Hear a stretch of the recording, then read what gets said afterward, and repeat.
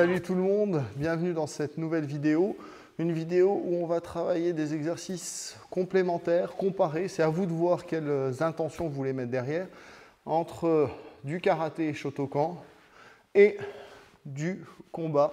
On voit ça va être plus du pied-point, aller vers des frappes de boxe thaï ou de kickboxing. Donc l'idée, c'est pas de scinder les choses, mais de voir qu'il y a des ponts qui existent entre les différents éléments.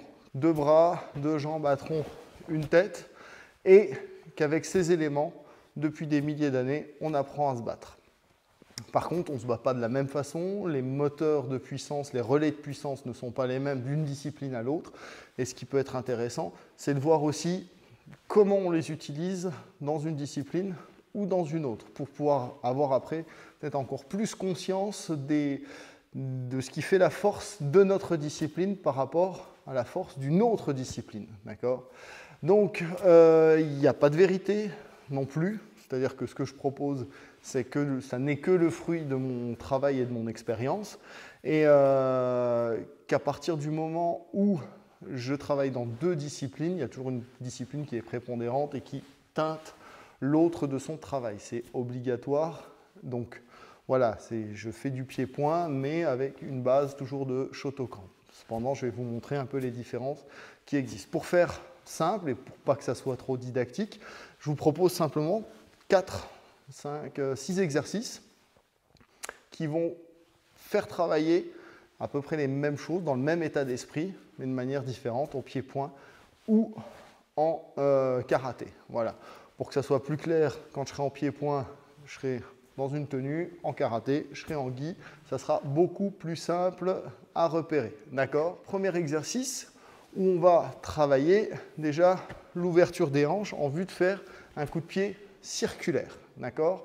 Donc après, je vous le montre et libre à vous de l'intégrer dans un travail Tabata, dans un travail HIIT, dans des travails de répétition au chrono avec des minutes de travail, des rounds, c'est à vous de voir. Je ne frappe pas forcément fort parce que vous n'avez pas tous chez vous un sac de frappe. Mais après, ça c'est un paramètre sur lequel vous pouvez jouer. C'est la puissance de frappe sur le sac, le makiwara ou autre. D'accord ? Ce sont des variables. C'est-à-dire qu'à partir d'un exercice, vous pouvez vraiment ouvrir le champ pour le décliner.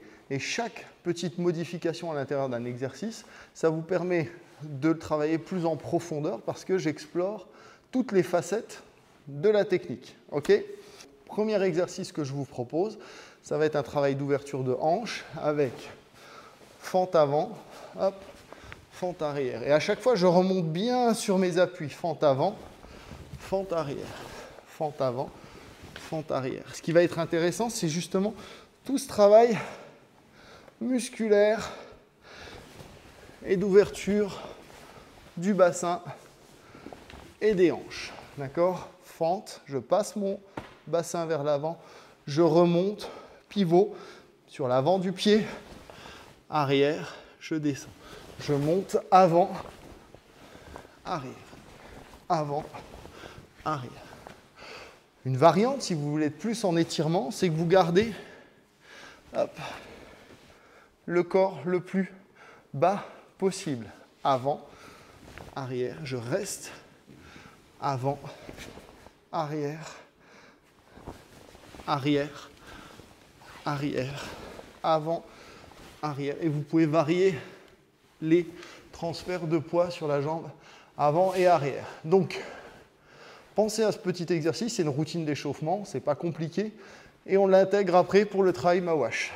Ok, donc, le principe du Mawashigiri, c'est vraiment un travail bassin-hanche avec une arrivée groupée. Bam. D'accord ? C'est un coup de pied relativement lent, mais puissant. Ok ? Donc, ici, je décolle et j'envoie. Vous pouvez travailler soit de manière contrôlée, ici, bam. Et mon chemin aller et retour est similaire. C'est-à-dire que, erreur à éviter, s'écrouler et repartir. Vous êtes en position, vous envoyez, pam, et je tourne. Et du coup, je travaille sur mes appuis, pam, ma ceinture abdominale, mon placement et mon équilibre pour placer toujours en garde. Donc ça, comme on a bien ouvert les hanches avec l'exercice précédent, bam, on transfère ce savoir-faire au niveau de la frappe. Peu importe la hauteur. Ok? Jodan, Shudan, Gedan. Bam. 1, 2, 3. Ok? Saisissez-vous de l'exercice, incluez-le dans un programme, faites-en ce que vous voudrez. Alors, ce qui caractérise le Shotokan, c'est que notre moteur de puissance, c'est le bassin. D'accord? Le plancher pelvien, tout ça, c'est ce qui va imprimer notre mouvement et qui va être le relais de puissance qui interviennent au début pour donner l'impulsion ou à la fin pour rendre le coup de poing ou la technique plus lourde. Okay? Mais on part de là. On dit les épaules, les bras n'ont pas beaucoup d'importance. Donc, pour travailler ça maintenant, et on va transférer cet exercice après sur un exercice de poing, je vais bosser ici, là, 1, je le fais doucement, retrait, et je pousse. 1, et je pousse. Je peux prendre une chaise, hein, là j'ai pris une jump box, mais avec une chaise ça va bien. Donc là, je recule, et je pousse. Mon corps et mes hanches repassent bien en position verticale à la fin du mouvement. Retrait, hop, je pousse. Retrait, je pousse. D'accord? Là, je suis sur un double pas. 1, puis 2. Pour monter l'intensité, vous pouvez très bien travailler en changeant directement. C'est une possibilité pour rendre l'exercice un peu plus cardio. Ok? Donc, l'idée, c'est vraiment de reprendre une verticalité. C'est de lâcher comme un élastique. Je relâche la tension qui existe, donc ça repart en arrière, et je remets la tension dans mon bassin et mes hanches. Hop. Là, on part bien du sacrum et des derniers lombaires. Réfléchissez à cet exercice, on va l'appliquer après sur de la frappe. Ok, là vous avez vu, il y a un exercice, l'exercice qu'on vient de faire, il y a un relâchement et un retour. Ok, maintenant, je vais conserver ma verticalité tout du long. C'est un exercice très classique qui va faire penser au travail de Makiwara. C'est je me place, j'envoie. Et là, j'ouvre. Ce qui va être intéressant, c'est de se sanctionner, c'est-à-dire vérifier mon alignement poing et avant-bras grâce à un impact. Si vous n'avez pas ça chez vous, soit vous frappez dans un matelas ou autre, ou alors vous travaillez vraiment dans le vide. Mais si je n'ai pas mon alignement qui est fait avec la puissance que je dégage au niveau du bassin, bam, ou crac, il y a rupture du segment et on peut se faire une entorse. Donc on travaille progressivement et doucement pour que ça soit les kento.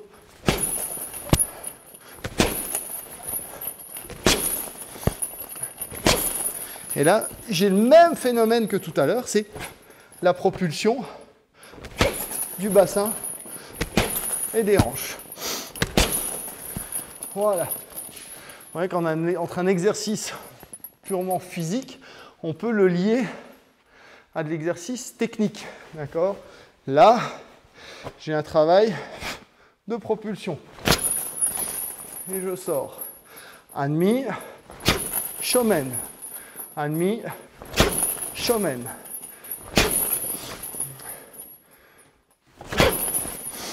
Ok? Là, bam, je pousse. Je ferme. Ici. Et j'ouvre. Je ferme. Et j'ouvre. Je ferme. Le bras ne fait que finir le mouvement du corps. Okay? C'est ce qui a certainement le moins d'importance. À vous de réfléchir à cet exercice, l'intégrer dans une routine ou pas. Ok. Et le troisième exercice qui va être liaison des deux, parce que souvent, dans les arts martiaux, on compte les rounds, le nombre de fois on a frappé, etc. Mais on ne s'est pas posé la question du est-ce que j'ai bien frappé? Est-ce que j'ai réinjecté quelque chose de nouveau? Ou alors je fais juste du cardio, je vais faire mes rounds et le but c'est d'avoir le palpitant au taquet et de faire du cardio. D'accord? Là, ce n'est pas le cas, je vous invite à introduire de la technique dans votre travail. Et là, le travail, ça va être de faire la liaison entre 1, retrait, 2. Là, 1. Comme j'ai poussé en avant, j'en profite, ma jambe avant, soit elle a envie de reprendre sa place initiale et repasser à demi, soit carrément, hop, reculer et travailler ma wash. Et je replace. 1.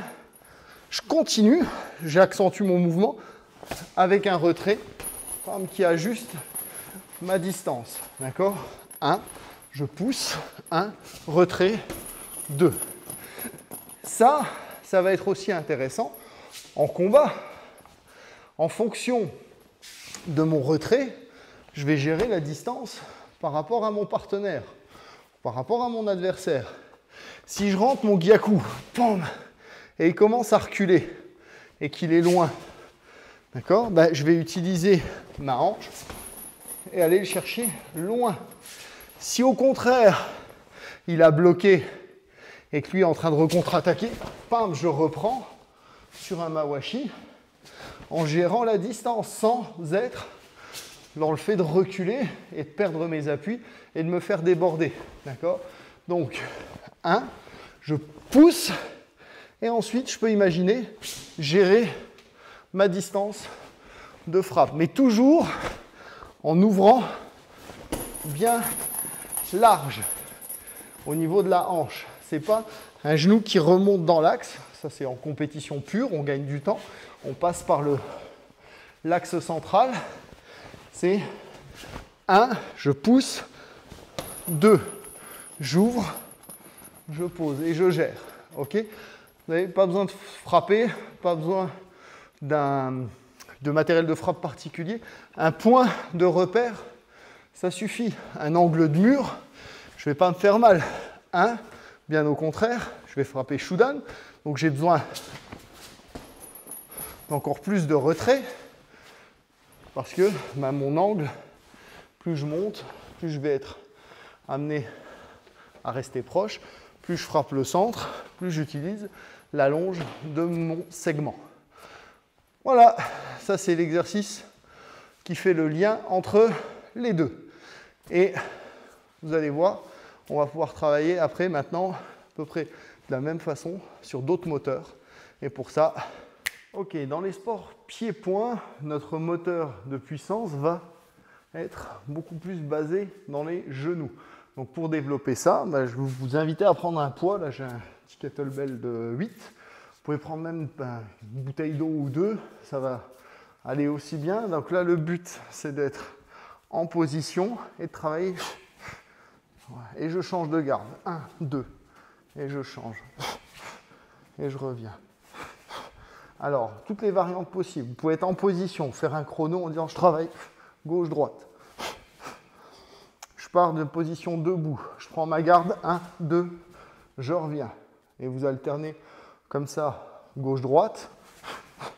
Ou alors, vous travaillez tout le temps du même côté pendant un certain nombre de temps ou de répétitions. À vous de voir. Mais ce qui va être important ici, c'est prise de garde. Je suis au centre. Là, le poids va m'aider. Et rester au centre. 1, 2. Et revenir. Rester au centre. 1, 2. Hop. Ici. Voilà. Et mon regard, il va toujours être porté vers l'avant. Maintenant, je rentre encore dans les détails. Mon menton est légèrement rentré pour protéger la pointe du menton. Ok? Là, prenez cet exercice, appropriez-vous-le et mettez-le dans une routine. On voit une application en frappe juste après. D'accord. Alors, avec le poids, j'ai fait ce mouvement de rotation. D'accord? Qui va être éventuellement le début d'une esquive. Si je penche le buste, là, je vais rester pour être un peu raccord avec la partie karaté sur du pied-point. Et du coup, je vais juste travailler mon jab cross. D'accord? 1, 2. Et là, j'ai 1, 2. Encore une fois, si je fais un pont entre les arts martiaux et de la frappe point-pied, le bras, c'est ce qui importe le moins, c'est ce qui finit votre mouvement. Tout part du centre. C'est comment vous mettez en mouvement votre centre. Bassin, karaté, genou et rotation du buste, sport pied-point, boxe taille, etc. Ça, ce sont les moteurs qui sont différents.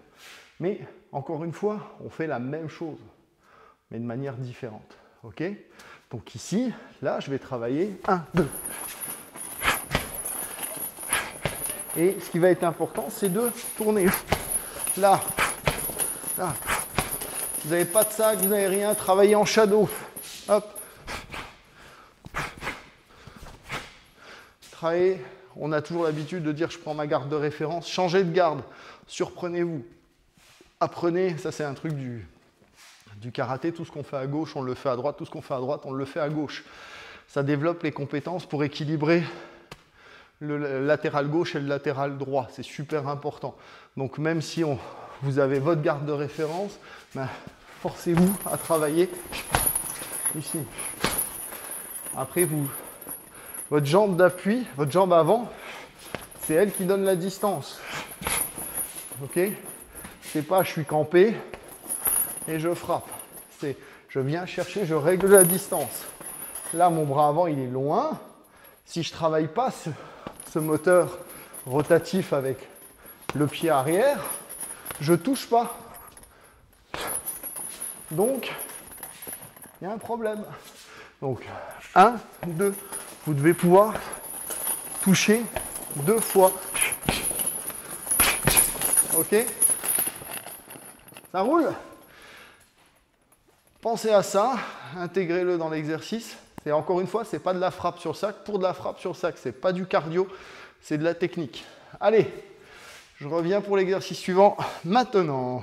Ok, là, je vais faire un petit exercice qui va préparer au travail de coups de pied circulaires. Mais on a bossé haut plutôt ou médium juste avant en karaté. Ou après, je ne sais pas dans quelle ordre je vais monter encore cette vidéo. Là, on va travailler bas, low kick. Donc, pour préparer cet exercice, je vais vous inviter à faire forme de squat, mais en mouvement. 1, 2, et je repars. 1, 2. Vous montez sur vos jambes, et là, vous envoyez en rotation. Vous montez, envoyez en rotation. Et je repars. 1, 2, 1, 2, 1, 2. OK? Et vous allez voir, c'est cette fermeture qui va me permettre de travailler. OK? Mise en application. Contrairement au karaté où je viens ouvrir du côté, là, je vais fermer tout de suite et tourner. OK?